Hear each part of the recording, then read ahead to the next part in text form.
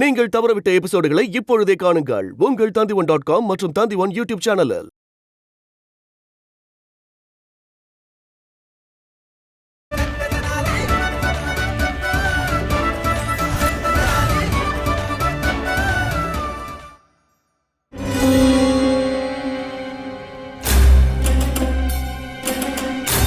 மந்திரியாரே, எல்லாருக்கும் குழந்தைகள்னா ரொம்ப பிடிக்கும். ஆனா எனக்கு என் குழந்தைங்களை விட என் வட்டியை ரொம்ப பிடிக்கும். நான் கடன் கொடுக்கறவன். இவனை மாதிரி நான் முட்டாள் ஒன்றும் இல்லை. கடன் கொடுக்கறது மட்டும் இல்லாம கடன் பத்திரத்தையும் இப்படி தானமா கொடுக்கற அளவுக்கு உண்மையான கடன் பத்திரம் இங்க என்கிட்ட இருக்கு.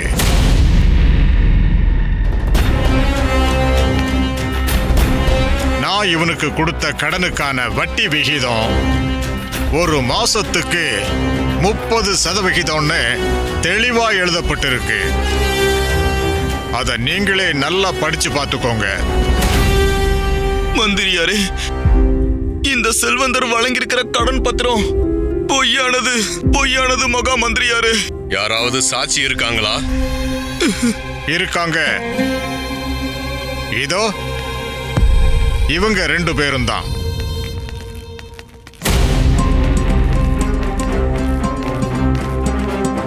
மந்திரியாரே, செல்வந்தர் ஐயா சொல்றது உண்மைதான். ஆமா, என் முன்னாடி தான் அந்த கடனை கொடுத்தாரு. இல்ல மந்திரியாரே, இவங்க 2 பேரும் அப்பாங்க இல்லவே இல்ல.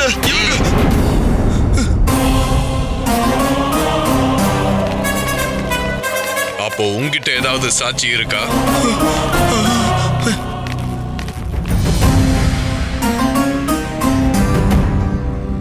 மகா மந்திரியாரே, சாட்சிகள் இங்க வரன்னு சொல்லியிருந்தாங்க, ஆனா வரல. என்ன மன்னிச்சிடுங்க, தப்பு நடந்துருச்சு. இங்க தப்புக்கு மன்னிப்பு இல்ல, தண்டனை தான் கிடைக்கும். புரிஞ்சுதா? இல்ல புரியலையா? கவாயாவின் நிலம் செல்வந்தருக்கு தான் சொந்தம். கவாயாவுக்கு அரசவையின் நேரத்தை வீணடித்ததுக்காக தண்டனை வழங்கப்படும். இல்ல மகா மந்திரியாரே, தயவு செய்து இப்படி பண்ணாதீங்க. என் வாழ்க்கையே வீணாயிடும் மந்திரியாரே. என் குடும்பம் என்ன ஆகும்னு கொஞ்சம் யோசிச்சு பாருங்க. வீரர்களே,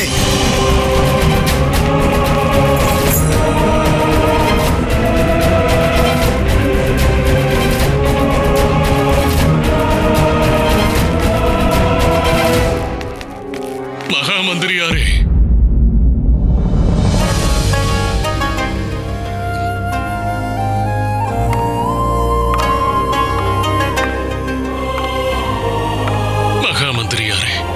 உங்ககிட்ட வேண்டி கேட்டுக்கிறேன். இப்படி அவசரப்பட்டு முடிவெடுக்கிறதுக்கு பதிலா ஒரு விஷயத்தை தீர விசாரிச்சுட்டு அதுக்கப்புறம் முடிவெடுக்கிறது தான் சரியா இருக்கும். எது சரி எது தப்பு அப்படின்னு எனக்கு தெரியும், ஓய்வு பெற்ற தத்தாச்சாரியாரே. அது மட்டும் இல்லாம கருணை காட்டி வீட்டுல அடைக்கலம் கொடுத்திருக்கிற நாய் வீட்டோட முதலாளிய பார்த்து குறைச்சதுன்னா அதை என்ன பண்ணணும்னு எனக்கு நல்லாவே தெரியும்.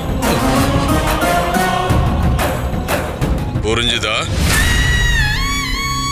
இல்ல புரியலையா? புரிஞ்சது. தத்தாச்சாரியருக்கு இப்படிப்பட்ட நிலைமை எப்படி ஏற்பட்டது? இவருடைய சிஷ்யர்கள் தனிமணி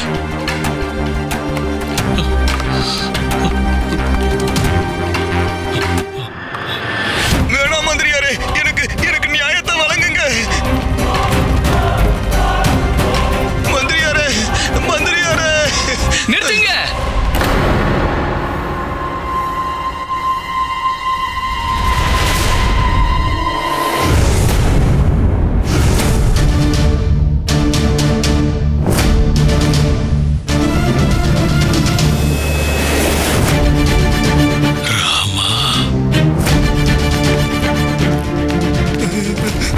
ஒரு விவசாயி கிட்ட இருந்து அவருடைய விவசாய நிலத்தை பறிக்கிறது அவருடைய அம்மாவை பறிக்கிறதுக்கு சமமாகும். இவருக்கு நீங்க தண்டனை வழங்குறீங்க? எப்படிப்பட்ட நியாயம் இது? இது கண்டிப்பா நியாயமா இருக்க முடியாது. மற்றும் விஜயநகரத்தின் அரசவையில இப்படி ஒரு அநியாயத்தை கற்பனை பண்ணி கூட பார்க்க முடியாது. விஷயம்? எந்த ஒரு விஷயத்தையும் மகாராஜா இங்க இல்லாத போது எப்படி விசாரிக்க முடியும்? மகாராஜா எங்க? நான் இப்பவே அவரை சந்திக்கணும். மகாராஜா எங்க?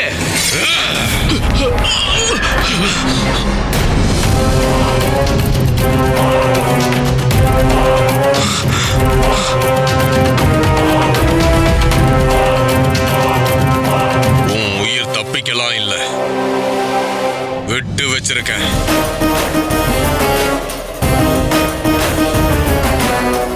பண்டிதர்ங்கிறதுனால. ஆனா இதுதான் கடைசி தடவையா இருக்கும். புரிஞ்சுதா இல்ல புரியலையா? வீரர்களே, மகாராஜா வர்றதுக்கு முன்னாடி இந்த முட்டாள உடனே அரசவையில இருந்து வெளியேத்துங்க.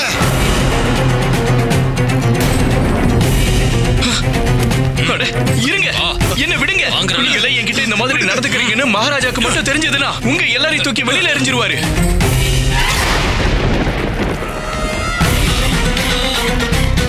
விஜயநகரத்தின் பேரரசர் ராஜாதி ராஜா மகாராஜா பாலகுமார் வந்து கொண்டிருக்கிறார். மகாராஜா பாலகுமார், மகாராஜா பாலகுமார், மகாராஜா பாலகுமார், மகாராஜா பாலகுமார், மகாராஜா பாலகுமார், மகாராஜா பாலகுமார், மகாராஜா பாலகுமார், மகாராஜா பாலகுமார், மகாராஜா பாலகுமார், மகாராஜா பாலகுமார், மகாராஜா பாலகுமார், மகாராஜா பாலகுமார்.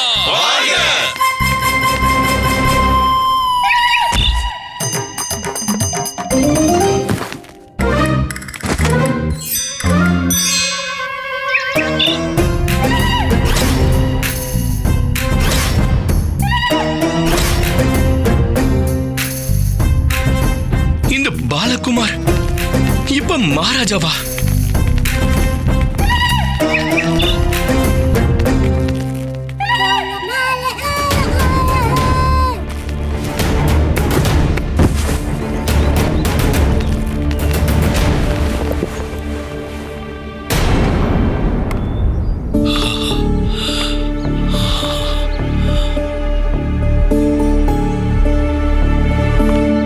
இது கண்ணுக்கு முன்னாடி இருந்தாலும் உண்மையா இருக்க முடியாது. இது நீங்களா இருக்க முடியாது. என்னோட அஸ்தமிச்சு போன பாக்கியம் திரும்ப உதிக்க முடியாது. ஐயோ, என்ன பேசிக்கிட்டு இருக்கீங்க? இங்க என் கழுத்து அறுபட்டிருக்கு, எனக்கு அடிபட்டிருக்கு. ஆனா நீங்க என்ன உங்களுக்கு அடிபட்ட மாதிரி பேசிக்கிட்டு இருக்கீங்க? இது எப்படி சாத்தியமாகும்? எப்படி நீங்க திரும்பி வர முடியும்? திரும்பி வந்ததுன்னு ஆகணும். விஜயநகரத்துக்கு வரலன்னா வேற எங்க போவேன்? ஆனா உங்களை பார்க்கும்போது நீங்க ஏதோ ஒரு பேய பார்த்த மாதிரி இருக்கீங்க. பேய பாக்குறதுனா கூட பிரச்சனை இல்லை. ஆனா நீங்க இங்க இருக்க முடியாது. இங்க பிராயச்சித்தங்கிற அக்னியில தவச்சுக்கிட்டு இருக்கிற என்ன மாதிரியான ஆளு இப்படிப்பட்ட அற்புதம் நடக்கும் எதிர்பார்க்க முடியாது. பண்டிதர் ராமகிருஷ்ணரே, என்ன பேசிக்கிட்டு இருக்கீங்க? உங்களை பார்க்கும்போது எனக்கு என்ன தோணுதுன்னா, கொதிச்சுக்கிட்டு இருக்கிற ஒரு பாலைவனத்துல தவிக்கிறவனுக்கு தண்ணி கிடைச்ச மாதிரி இருக்கு. ஒருவேளை இது என்னோட கனவா இருக்குமா?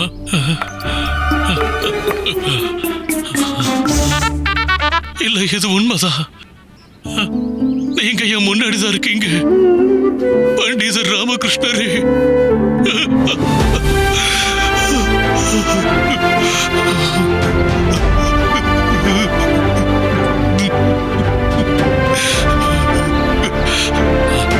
நீ எங்க போயிருந்த?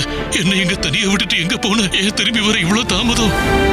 20 வருஷம் கழிச்சு திரும்பி வந்திருக்க. ஆனா இப்பவும் அப்படியே இருக்கு. அது ஏனா நீங்க நினைச்சுக்கிட்டு இருக்கிறது உண்மை இல்ல. உண்மையை உங்களால பார்க்க முடியல. அப்படின்னா அதாவது நான் பண்டிதர் ராமகிருஷ்ணர் இல்ல, நான் பண்டிதர் பாஸ்கர். பண்டிதர் ராமகிருஷ்ணரோட ஒரே மகன் பாஸ்கர்.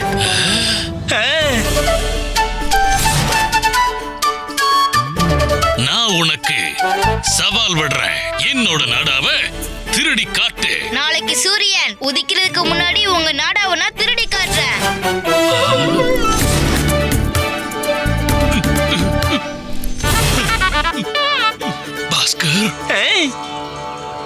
எப்பவும் உங்க தலைக்கு தலைவலி தந்துகிட்டே இருப்பனே, அதே ராமாவோட பாஸ்கர் தான். நீ என்ன ரொம்ப கஷ்டப்படுத்தி இருந்த. 2-3 தடவை அந்த தண்ணிய கலந்து ஊத்துனது என் வாயில கூட பட்டுச்சு. ஒரு விஷயம் சொல்லட்டுமா? உனக்கும் உன் அப்பா பண்டிதர் ராமகிருஷ்ணருக்கும் வித்தியாசமே இல்லை. எப்படி வித்தியாசம் இருக்கும்? நான் என் அப்பாவோட செல்ல பிள்ளை இல்லையா? அப்பா எப்படியோ அதே மாதிரி மகன். சரி, அப்பா மகன் இடையில இருக்கிற ஒற்றுமையை பத்தி எல்லாம் பேசுறதை விடுங்க. இங்க விஜயநகரத்துல ஏன் இப்படி சட்டம் தறிக்கட்டு போயிருக்கு? விஜயநகரம் அதர்ம நகரமா எப்படி மாறுச்சு? எங்க வீடு ஏன் இப்படி பாழடைஞ்ச கட்டடமாச்சு? மகாராஜா, மகாராணியர்கள், மந்திரியார், அப்புறம் இதுக்கெல்லாம் முன்ன அம்மா சாரதா, குண்டப்பா, அப்புறம் எங்க அப்பா எங்க? பொறுமையாயிரு. ஒரே மூச்சில எல்லாத்தையும் தெரிஞ்சுக்க போறியா என்ன? ஏன் உங்ககிட்ட பதில் சொல்ல அவ்வளவு சுவாசம் இல்லையா? சுவாசம் இல்லாமல இல்ல, ரொம்ப கனமா இருக்கு. ஆஹாஹா, சுவாசம் இல்லாமலாம் இல்ல, சுவாசம் கனமா இருக்கேன். என்னமா சொல்லிருக்கீங்க தாத்தா? இப்பெல்லாம் நீங்க நாடகத்துல நடிக்கிறீங்களா என்ன? ஐயோ, நேரா எங்க அப்பா எங்க இருக்காருன்னு சொல்லுங்களேன். விஜயநகரத்துக்கு நீ எவ்வளவு வருஷம் கழிச்சு வந்திருக்க? 20 வருஷத்துக்கு அப்புறம். நீங்க தானே என்ன குருகுலத்துல விட்டுட்டு வந்தீங்க, மறந்துட்டீங்களா? நான் உங்ககிட்ட கேள்வி கேட்டேன், நீங்க திரும்ப என்கிட்ட கேள்வி கேக்குறீங்க. என் அப்பா எங்க இருக்காருன்னு சொல்லுங்க. அட, இப்ப திடீர்னு ஏன் இவ்வளவு அமைதியாயிட்டீங்க? எல்லாம் சௌக்கியம் தானே?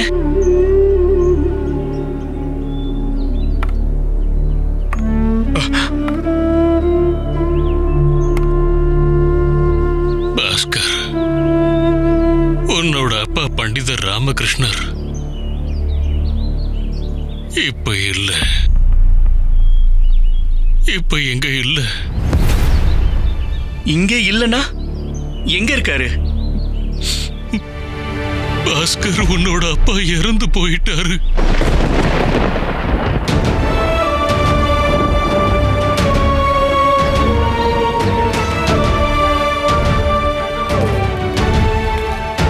நீங்க பொய் சொல்றீங்க. நீங்க இப்ப என்னெல்லாம் சொன்னீங்களோ அது எல்லாமே பொய். பாஸ்கர், இது பெரிய அநியாயம்தான். ஆனா இதுதான் உண்மை. என்ன உண்மை? பாருங்க தாத்தா, பழைய விஷயம் எதுக்காவது நீங்க என்ன பழி வாங்கணும்னு நினைச்சீங்கன்னா பொய்க்கு பின்னாடி ஒளிஞ்சிருந்து தாக்காதீங்க, முன்னாடி நின்னு தாக்குங்க. நீங்க என்கிட்ட வந்து எங்க அப்பா செத்துட்டாருன்னு சொன்னா நான் அதை நம்பிடுவேன் நினைச்சீங்களா? பாஸ்கர், காலம் என்ன ரொம்ப மாத்திடுச்சு. இப்ப நான் யாரையும் பழி வாங்குற நிலைமையில இல்ல. நான் உண்மையதான் சொல்றேன். நீ ஒத்துக்க மாட்டேங்கிறதுக்காக உண்மை மாறிடாது.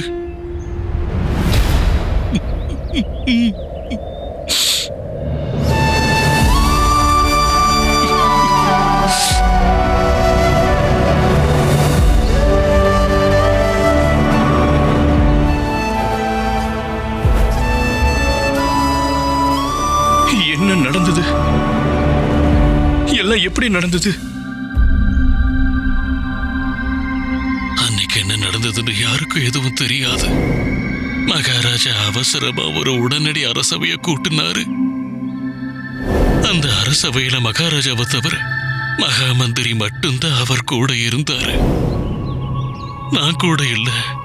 நான் என்னோட வீட்டுல இருந்தேன். ஏன்னா எனக்கு உடம்புக்கு முடியாம இருந்தது. கேள்விப்பட்ட வரைக்கும் யாரோ ஒருத்தங்க வந்திருக்காங்க. தெரியாத ஒருத்தங்க. அதுக்கப்புறம் தான் இது எல்லாமே வேகமா நடக்க ஆரம்பிச்சிருச்சு. தெரியாதவங்களா? யார் வந்தது? எதுவும் தெரியல. என்ன நடந்ததுன்னு எதுவும் புரியல. ஏதோ ஒரு வினோதமான சக்தி நகரத்துக்குள்ள வந்த மாதிரி இருந்தது. அது ஒரு அழிவை கொண்டு வந்த மாதிரி இருந்தது. அவன் ரொம்ப சக்தி வாய்ந்தவனா இருந்தா. அவனை பார்த்து இந்த விஜயநகரத்தோட மதியை மழுங்கின மாதிரி இருந்தது. அப்படிப்பட்ட அந்த சூழ்நிலையில மகாராஜா பண்ணது எல்லாரோட கற்பனைக்கு அப்பாற்பட்ட விஷயம். மகாராஜா என்ன பண்ணாரு?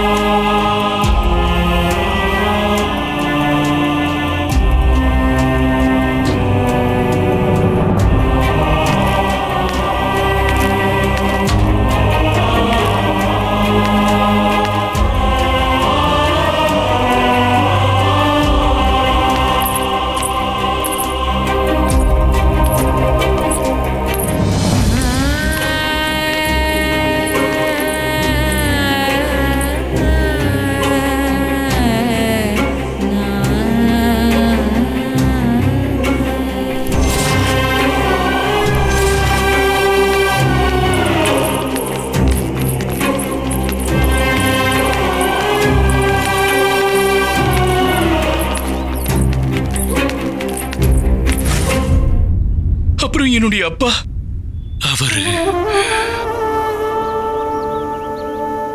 அவர் எல்லா சூழ்நிலையிலையும் மகாராஜாவோடு நிழலா கூடவே இருந்தவர்.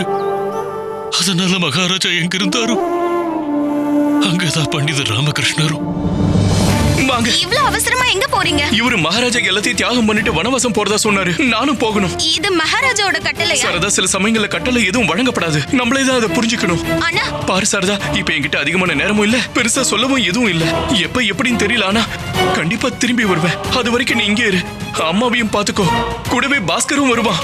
ஒரு நாள் கண்டிப்பா அவனோட அப்பா திரும்ப வருவாருன்னு சொல்லு. வந்து அவனை அரவணைச்சு பண்ண சொல்லு. நம்பிக்கையோட இரு சாரதா. நான் கண்டிப்பா திரும்பி வருவேன். நான் கண்டிப்பா திரும்பி வருவேன். வாங்க. அப்படித்தான் நான் கேள்விப்பட்டேன். அப்ப எல்லாம் ரொம்ப வேகமா நடந்ததால மகாராஜாவால அடுத்த வாரிசையும் அறிவிக்க முடியல. அடுத்த அரசர் ஆக்கிறதுக்கு மகாராஜாவுக்கு குழந்தைகளும் இல்ல. அப்ப நானும் அவர் கூட புறப்பட்டு போலான்னு போனப்போ என்ன அவர் தடுத்து நிறுத்திட்டாரு. மகாராஜா, மகாராஜா, நானும் உங்க கூட வருவேன். இல்ல குருவே, நீங்க இங்கதான் இருக்கணும். நீங்க இல்லாம எப்படி மகாராஜா? விஜயநகர ராஜ்யத்துக்காக நீங்க இங்கதான் இருக்கணும். இத பாத்துக்க வேண்டியதா இனி உங்களோட பொறுப்பு. அனுமதி வழங்குங்க குருவே.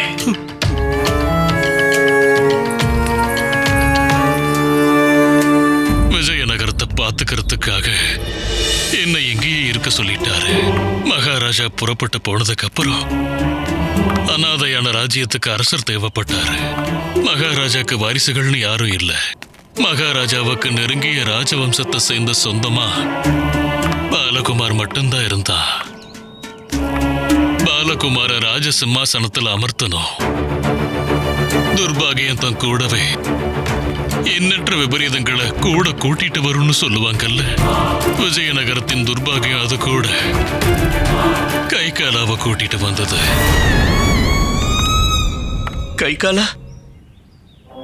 யார் அந்த கைகாலா? கைகாலா பாலகுமாரோட மாமா. அவனை பார்த்துக்க வந்தான். ஆனா காலத்தோட விபரீதத்தின் விளைவா இந்த விஜயநகரத்தை விழுங்கினா.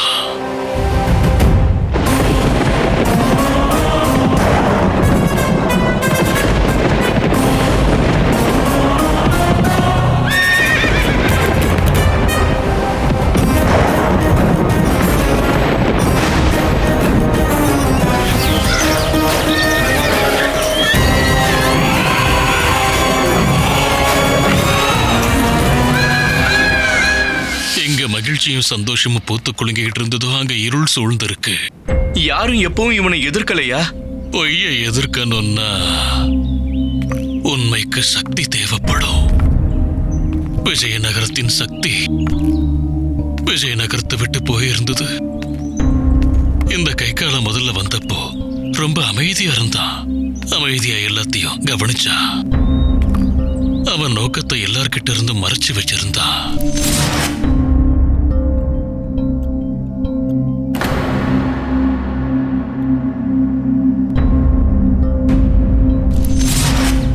அதுக்கப்புறம் ஒரு நாள் அந்த தகவலும் வந்தது.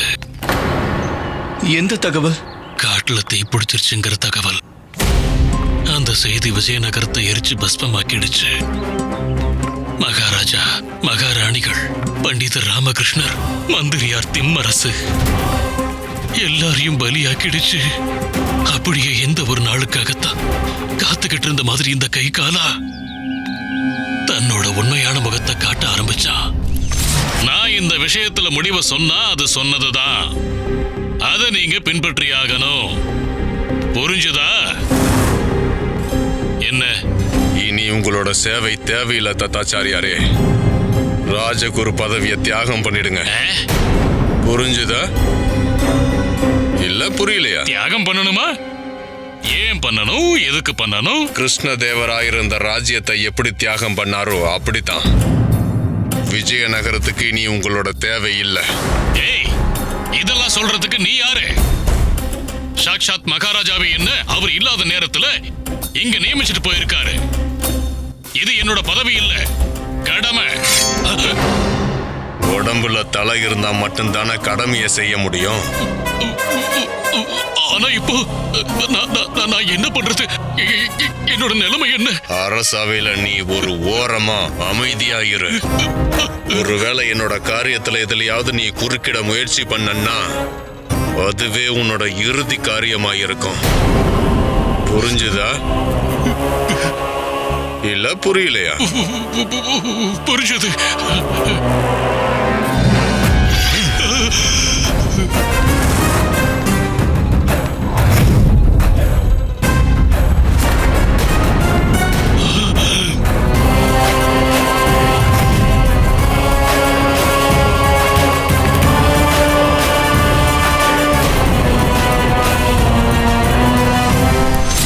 காட்டுல தீ பிடிச்சிருக்கு. என்னுடைய அப்பா அதுல எரிஞ்சு இறந்து போயிட்டாரு.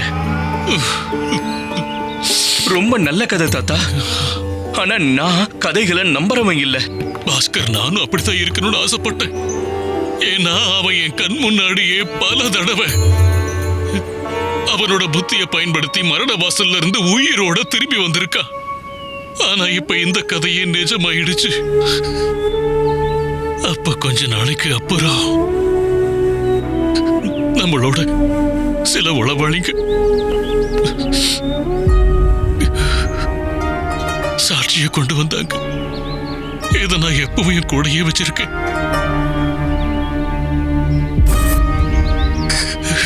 இது மகாராஜாவோட ஆரத்தின் ஒரு பகுதி. அப்புறம் இது பண்டிதர் ராமகிருஷ்ணரோடது. இது அவரோட தான் எல்லாருக்கும் தெரியும். இது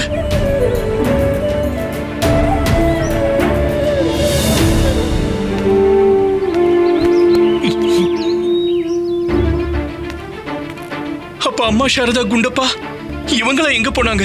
அவங்கள பத்தி எனக்கு எதுவும் தெரிய வரல. அப்ப பண்டிதர் ராமகிருஷ்ணரோட வீட தாக்கி இருக்காங்கன்னு நான் கேள்விப்பட்டேன்.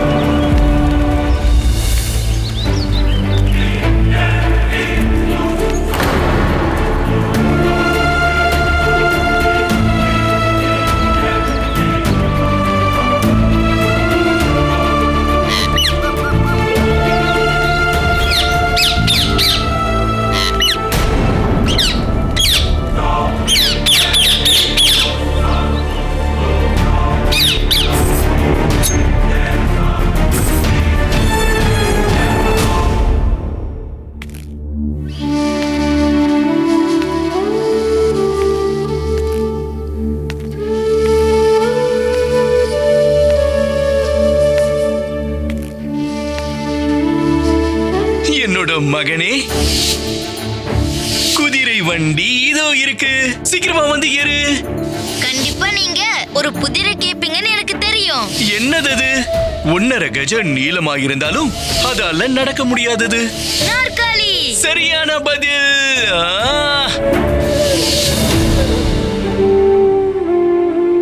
இவ்ளோ அன்பு கூட சரியானது இல்ல. அப்பா, நான் குருகுலத்துக்கு போக விரும்பல அப்பா.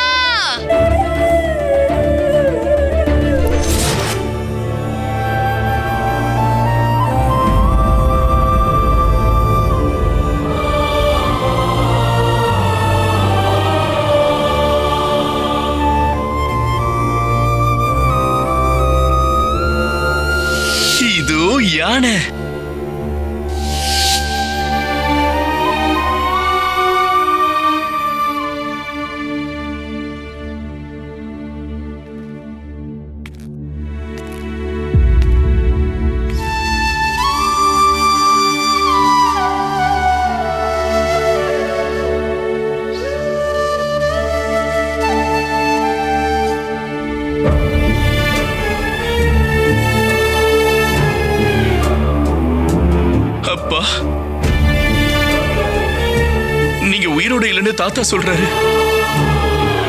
ஆனா எனக்கு நம்பிக்கை இருக்கு, நீங்க உயிரோட இருக்கீங்க.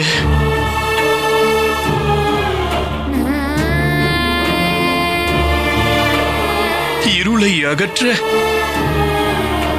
பாஸ்கர் வருவான்.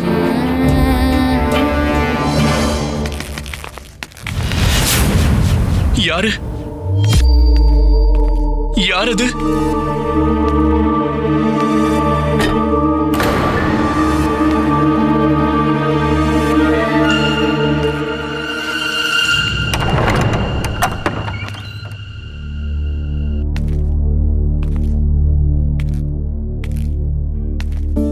அடேங்க அப்பா,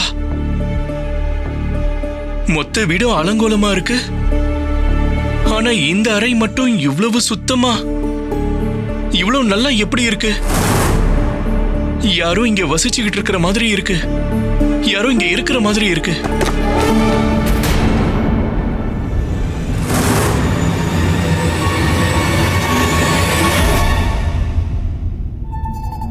இந்த அறையில யாருமே இல்ல, என்னையும் காத்தையும் தவிர யாரும் இல்ல. எனக்கு இங்க யாரும் இருக்கிற மாதிரியும் தெரியல.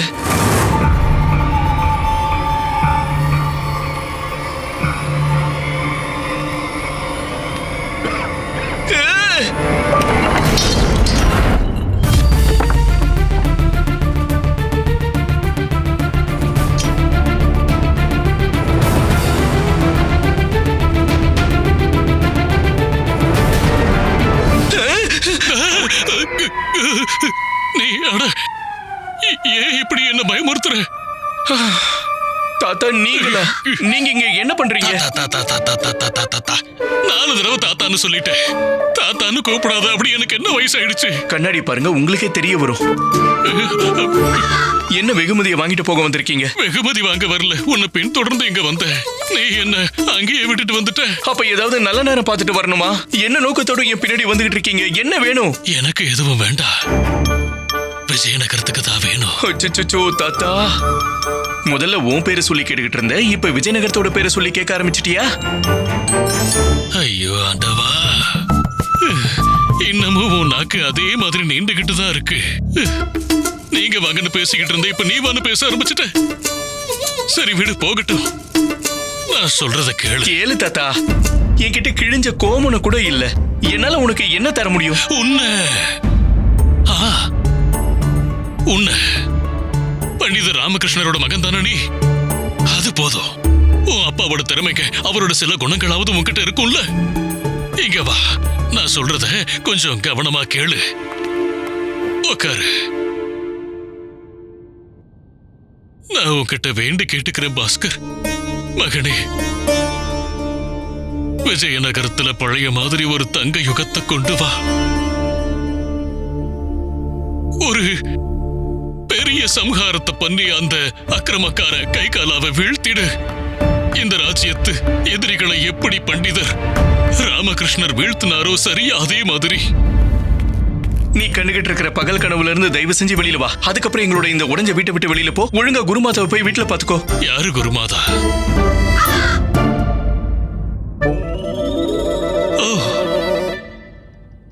வருணமாலா? சரிதான்.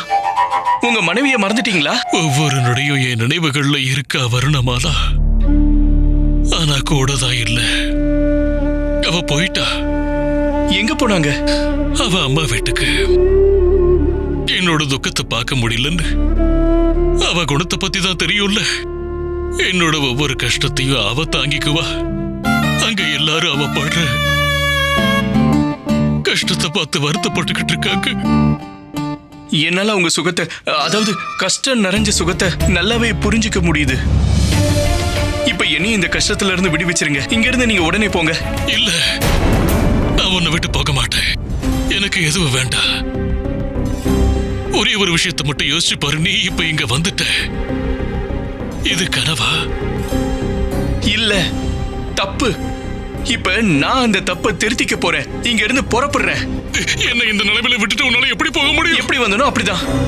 இல்லன்னா எனக்கும் இதே நிலைமை ஏற்பட்டுரும். இங்க பாருங்க, இன்னும் நான் என் குரலை கூட ஒசத்தி பேசல, அதுக்குள்ள என் தலை துண்டா இருக்கும்.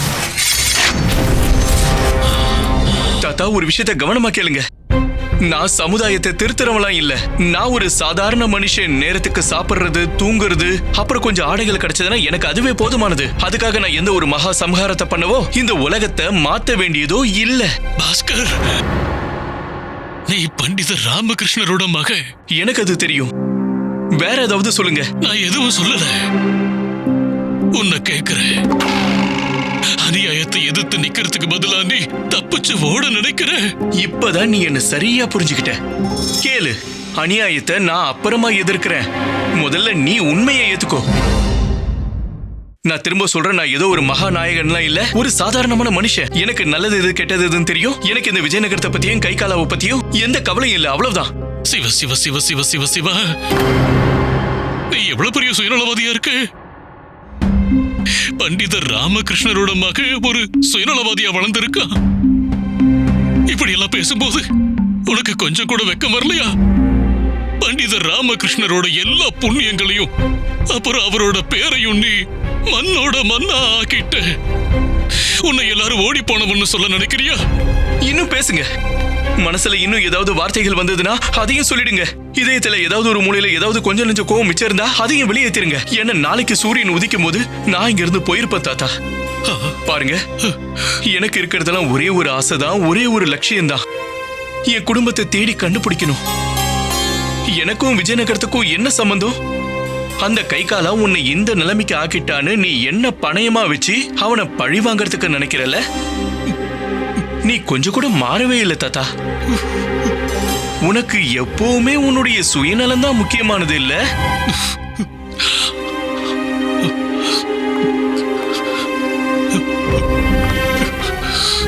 சூழ்நிலை எனக்கு எல்லாத்தையும் கத்து தந்துருச்சு. நான் தப்பு பண்ணிட்டு இருந்திருக்கேன். நான் தப்பானவன் தான்.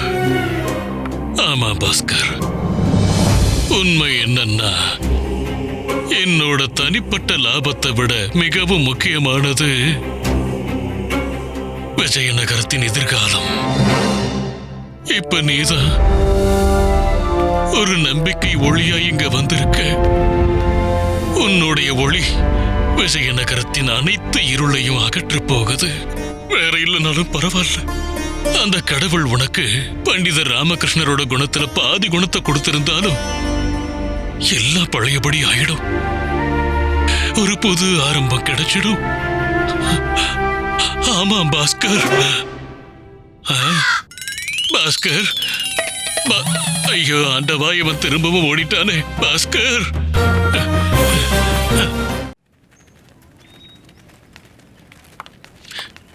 பாஸ்கர், பாஸ்கர் நில்லு நில்லு, உட்காந்து பேசலாம். பாரு, நடந்துகிட்டே பேசினா பாதி விஷயம் தான் புரியும். பாஸ்கர் நில்லு, அட கொஞ்சம் நில்லு. பாஸ்கர், நான் சொல்றத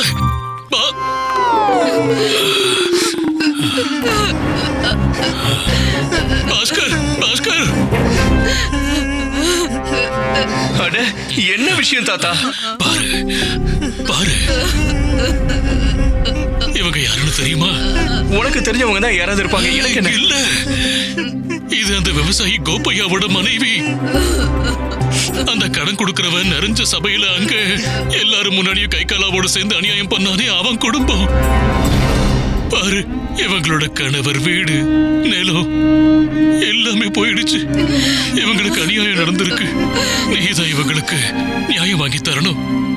பாஸ்கர், விஜயநகர அரசவையில எப்பவும் மக்களுக்கு நியாயம்தான் வழங்கப்பட்டிருக்கு.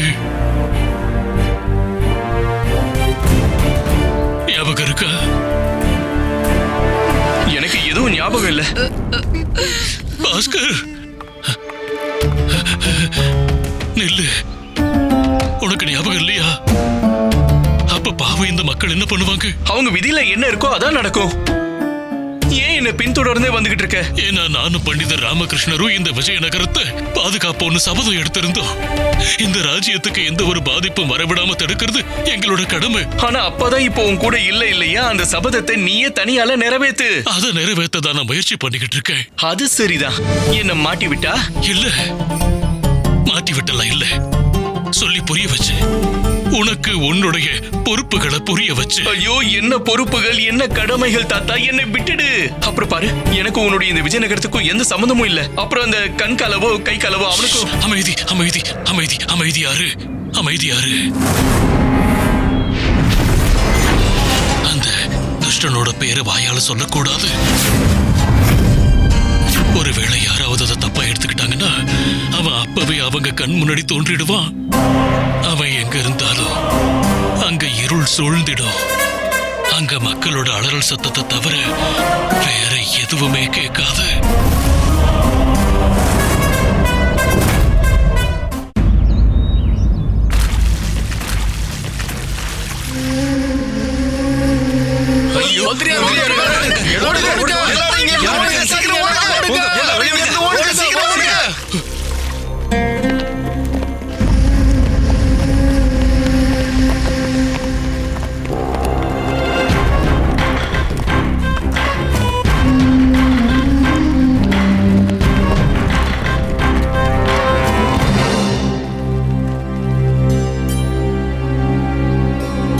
சேவகர்களே, பல்லாக்கை இறக்குங்க.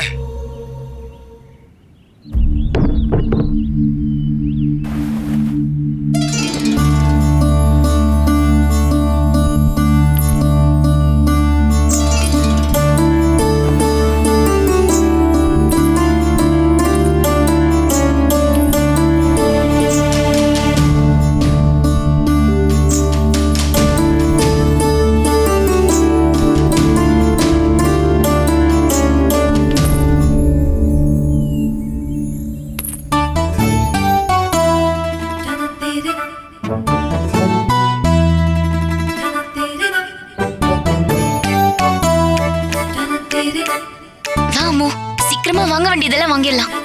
எனக்கு அந்த வண்ணமயமான வளையல்கள் வாங்கணும்னு ஆசையா இருக்கு. வா வா. காந்தா,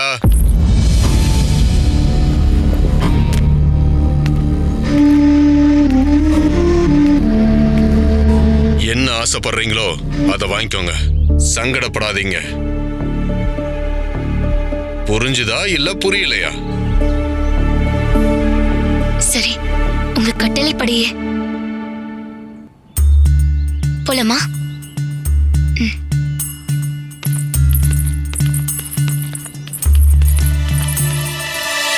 போதும், இப்ப எனக்கு அனுமதி வழங்குங்க தாத்தா. தாத்தான்னு கூப்பிடாத. அப்படி எனக்கு என்ன வயசாயிடுச்சு? சரி விடு.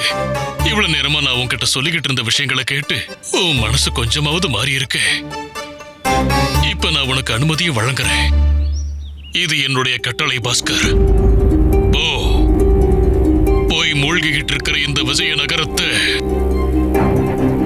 மீட்டுக் கொண்டு வா. அது சரிதான். திரும்பவும் கனவு உலகத்துக்கு போயிட்டீங்களா? திரும்பி பூமிக்கு வாங்க தாத்தா.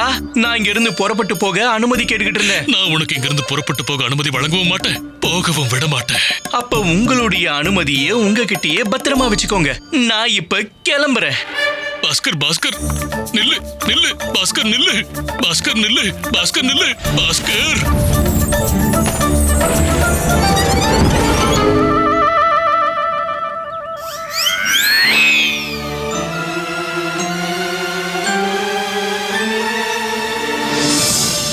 பாஸ்கர், பாஸ்கர் எழுந்துரு. இது என்ன? இது கை காலா குற்றவாளிகளை தண்டிக்கிற இடம். அவன் பேச்சு கேட்காதவங்கள அவன் எங்கதான் புதைச்சிடுவான். அப்புறம் இந்த எறும்புங்க அவங்கள சாப்பிட்டுடும். இதத்தான் அவன் மரண தண்டனைன்னு சொல்றான். அந்த கை காலாவ எதிர்த்து நான் மோதணும்னு நீ சொல்றியா? இந்த மாதிரி எறும்புகளுக்கு உணவாக சொல்றியா? நீ கொஞ்சம் கூட மாறவே இல்லை தாத்தா. முதல்ல நான் உன்கிட்ட இருந்து தப்பிக்கணும். அப்பதான் விஜயநகரத்தை என்னால காப்பாற்ற முடியும். ஆனா அதை இனி நான் எப்பவும் பண்ண மாட்டேன். நான் கிளம்புறேன். சண்டை போடுறதுக்கு முன்னாடி தோல்வி ஒத்துக்காத பாஸ்கர். நில்லு, பயப்படாத. நான் இருக்கும்போது உனக்கு எதுவும் ஆகாது. தப்பிச்சு ஓடிடுறா பாஸ்கர். இல்லனா இந்த கிழமை உன்னை சாகடிக்காம விட மாட்டான். இதை விட நான் என் கழுதையோடவே நல்லதா இருந்தேன். நான் கிளம்புறேன். பாஸ்கர், பாஸ்கர்.